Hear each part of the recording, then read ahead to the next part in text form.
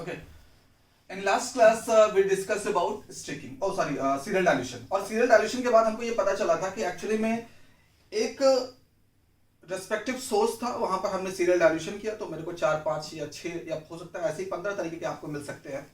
वो तो colony morphology के बेसिस पे पता चलेगा कि कितने हैबिटेट वहां पर उस पर्टिकुलर हैबिटेट में कितने डिफरेंट टाइप के बैक्टीरिया एग्जिस्ट कर सकते हैं। खैर, उसका जो एक रिजल्ट मिला था, एक ही पेट्री प्लेट में मुझे अलग अलग कॉलोनी नजर आई थी और उस पेट्री प्लेट को हमने क्या बोल दिया था कि ये मिक्स कल्चर है। ठीक है, so after the serial dilution we got a particular result and in that result different type of bacterial colony present in a single place, and that was also known as the mixed culture media, mixed culture plate. Now the term is today that we are going to purify that bacterial colony. How I would purify the bacterial colony? That method is known as sticking. Purification means that I want a single plate of a single bacteria. This is the main things of the sticking. Okay, so how I am going to perform such experiments? Suppose that मेरे पास अगर 5 bacterial colony है, then उन 5 bacterial colony को अगर मैं purify करना है तो मैं स्टिकिंग में कैसे कर सकता हूं। उसके लिए सबसे पहले अगर आपके 5 डिफरेंट कॉलोनी है तो आप 5 न्यूट्रॉन एगार मीडिया की अलग अलग प्लेट बनाएंगे। अब आपके पास 5 प्लेट है, उस प्लेट में आप जो कल्चर मीडिया था मिक्स कल्चर प्लेट से एक पर्टिकुलर बैक्टीरिया को उठाएंगे और दूसरे जो आपने आज नया न्यूट्रॉन एगार मीडिया बनाया होगा उस पर आप स्ट्रिक करेंगे। स्ट्रिक कैसे करेंगे वही मैं आपको यहाँ पे बताने वाला हूँ। स्ट्रिकिंग के कई सारे काइंड्स होते हैं, कई तरीके के होते हैं। पहला है that is continuous streaking. In continuous streaking आपको करना क्या होता है कि आपके पास suppose that last serial dilution का मेरे पास यहाँ पर रिजल्ट मैं यहाँ पे मेंशन करता हूँ। यहाँ पर मेरे पास अलग अलग बैक्टीरिया, लैमिनार में आप जाएंगे, ये सारी चीजें आपको लैमिनार के अंदर ही करनी होती है, एसेप्टिक मेंटेन आपको करना होता है। वहां पर इनोकुलम लूप आप उठाएंगे, बर्नर में इसको हीट करेंगे। After heating properly I will touch one particular colony. जिस भी कॉलोनी को आपको टच करना है आप उसको टच करेंगे।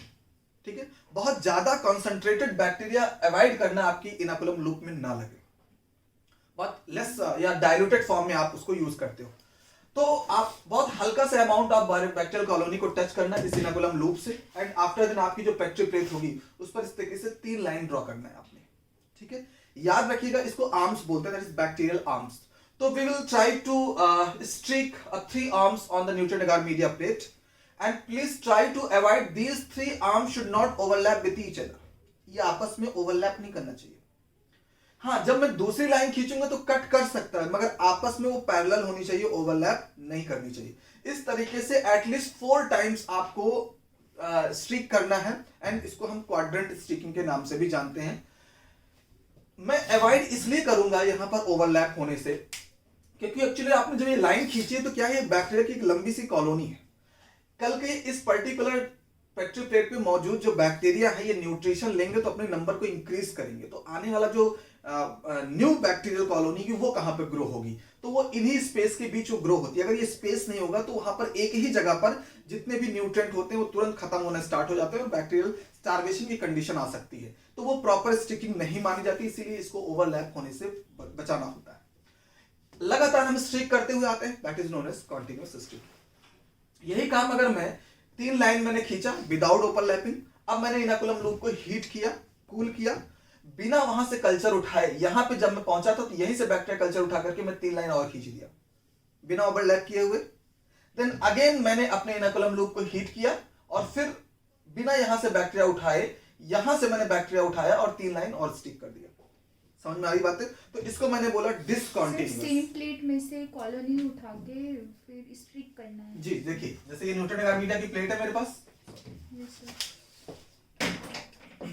ये न्यूट्रॉन एगार मीडिया की प्लेट है मेरे पास, तो इनोकुलम लूप से मान लो इस बैक्टीरिया को मेरे को डिसकंटिन्यूअस में करना है, तो मैंने इनोकुलम लूप से इसको उठाया और इस तरीके से 3 लाइन मैंने ड्रॉ कर दिया without overlapping. Okay, now inoculum loop को मैं हीट करूंगा, कूल करूंगा, मैं यहां से बैक्टीरिया नहीं उठाऊंगा, यहां तक मैंने खींचा हुआ था ना, यहीं से बैक्टीरिया को मेरे को फिर से उठाना है एंड फिर 3 लाइन इस तरीके से ड्रॉ करना है, that is heat and cool फिर से होगा।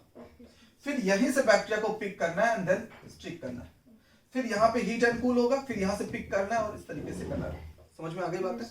तो इसको बोलते हैं दैट इज डिसकंटिन्यूअस। अब कॉन्टिन्यूअस और डिसकंटिन्यूअस में अंतर क्या है? एक तो आपने किस तरीके से किया ये अंतर तो आपको दिखा, इसके मकसद में भी अंतर है। मकसद में अंतर का मतलब है अगर आप कॉन्टिन्यूअस स्टिकिंग करते हैं तो आपको बैक्टीरिया के कल्चर ज्यादा मिलते हैं, यानी अगर आपको बैक्टीरियल कलेक्शन करना होता है तो आप कॉन्टिन्यूअस स्टिकिंग करते हैं। लेकिन बैक्टीरिया को अगर लॉन्ग टाइम के लिए आपको स्टोर करना है तो आप डिसकॉन्टिन्यूअस स्टिकिंग को प्रेफर करते हैं। उसका रीजन, कॉन्टिन्यूअस स्टिकिंग में नंबर ऑफ बैक्टीरियल डेंसिटी ज्यादा होती है, जल्दी से न्यूट्रिशन उस प्लेट का खत्म हो सकता है, बैक्टीरिया कम टाइम में ही स्टार्वेशन की कंडीशन में आ सकता है।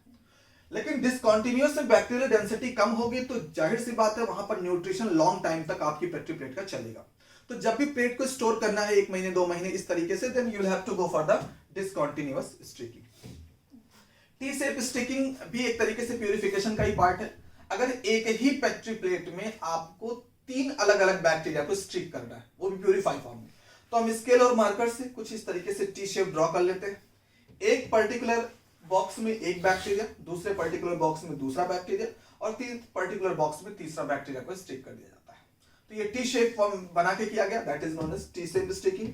रेडियंट में क्या होता है, एक ही कल्चर कॉलोनी होती है, उसी को हम रेडियंट की फॉर्म में स्कैटर कर देते हैं, रेडियंट की फॉर्म में, ठीक है, दैट्स फॉर्म ऑफ रे, तो that is known as radiant colony. Zigzag ये बिगनर्स के लिए होता है, जो इनिशियल जो स्टिकिंग सीखते हैं वो कुछ नहीं करते, इनाकुलम लूप से बैक्टीरिया उठाते हैं और जिगजैग उसको स्टिक कर देते हैं।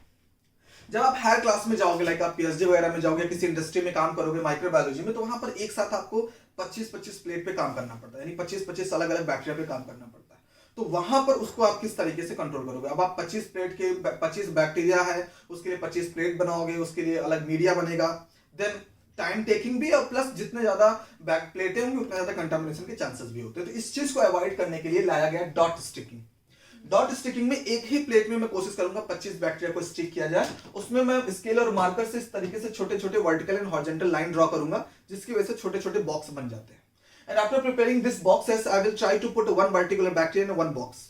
एक बैक्टीरिया को एक बॉक्स में रखा, देन सेकंड बैक्टीरिया दूसरे बॉक्स में, तीसरे, इस तरीके से all 25 bacteria I will try to stick in a single plate by putting this horizontal and vertical lines by preparing some boxes. Okay, after completing the all boxes, single bacteria would be sticked in a single box, and I will try to put the name of that particular bacteria on this plate. उस plate के ऊपर जो होगा उस पे अलग अलग boxes में उसका नाम लिख दिया जाएगा। तो ये हमारा स्टिकिंग होता है, हम बैक्टीरिया को प्यूरिफाई करते हैं और इस प्लेट को स्टोर करते हैं, तो इसलिए स्टिकिंग मेथड को कंप्लीट किया जाता है। समझ में आ गई बात है? किसी कोई डाउट? सर आर्ट, ओ आर्ट मेथड में दिस ओनली थिंग आर्ट, कुछ लोग होते हैं ना कि स्टिकिंग बहुत माहिर हो चुके होते हैं तो उनको कुछ नया करना होता है, तो वो आर्ट मेथड भी करते हैं, यानी कोई ऐसा स्टिकर होता है जो स्टार बना देता है ना, तो कुछ अपने नाम का पहला लेटर पसंद करते हैं, है ना, तो कोई अपने क्रश का नाम भी लिख लेता है, तो we have different type of arts, तो वो भी यूज कर सकते हो, ठीक है।